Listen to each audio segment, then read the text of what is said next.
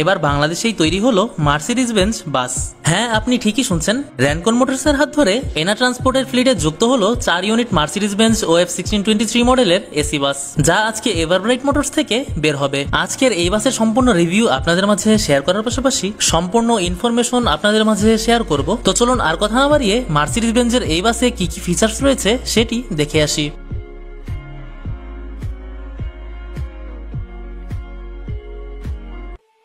আসসালামু আলাইকুম and hello everyone. এনা ট্রান্সপোর্টের ফ্লিটে যুক্ত হলো 4 ইউনিট মার্সিডিজ বেঞ্জ OF 1623 মডেলের এসি বাস।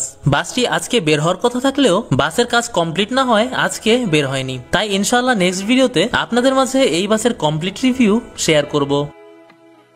আচ্ছা, এই বাসে কিন্তু একটা ফিচার্স রয়েছে, সেটা কি আপনারা জানেন? এই বাসের 4টি চাকাই রয়েছে এয়ার সাসপেনশনের সুবিধা, যার ফলে আপনাদের বাস কোনোভাবে ঝাঁকি অনুভূত হবে না। আপনারা যারা বাস কিংবা কার সম্পর্কে আইডিয়া রাখেন, তারা মার্সিডিজ বেঞ্জ কেমন তা সম্পর্কে কম বেশি সকলেই জানেন।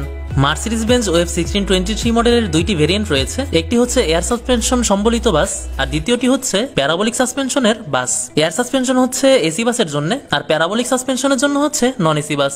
যাই হোক, এই বাসের বডি ডিজাইন কিন্তু সম্পূর্ণ বাংলাদেশি করা হয়েছে, যা এভারব্রাইট মোটরস করেছে। আচ্ছা, এই বাসে যেহেতু কোনো মডেল নেম দেওয়া হয়নি, তাই আপনারা কমেন্টের মাধ্যমে এভারব্রাইট মোটরসকে এই বাসের মডেল সাজেস্ট করতে পারেন।